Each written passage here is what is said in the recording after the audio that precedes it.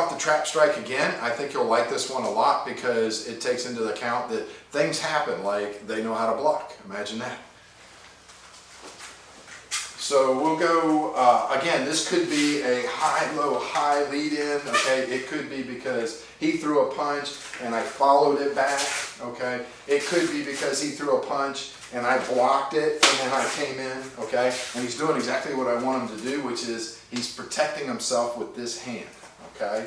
So let's just say I threw a back fist, okay, coming from our backhand position, boom, and I come in for the trap strike and he blocks it. Okay, so we've got a good solid block right there. Now, in the kata we have this position, do we not? So, traditionally what would happen in here is I would come in and trap this here, okay?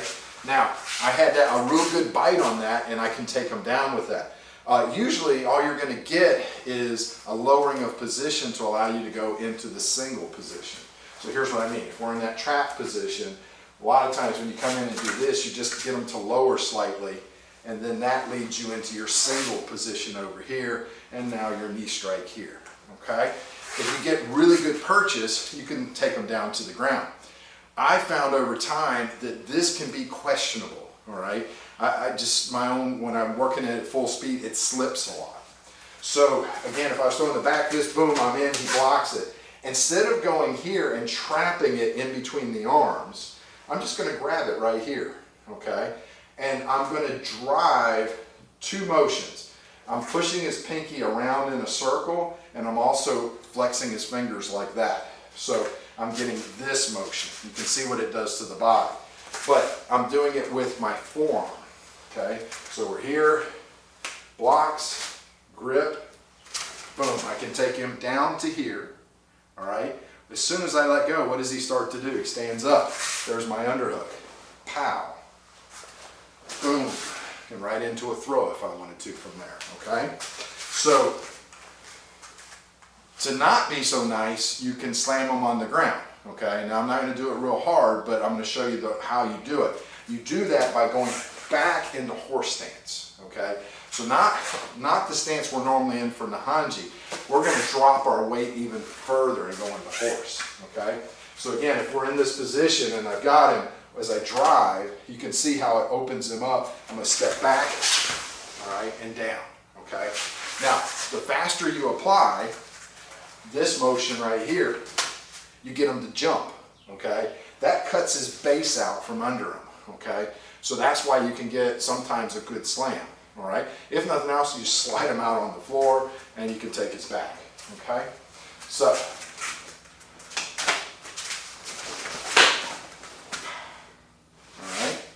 so I did not follow through. If you watch that again, I did this, I took him down partway and I let go. That set me up for the strike, okay?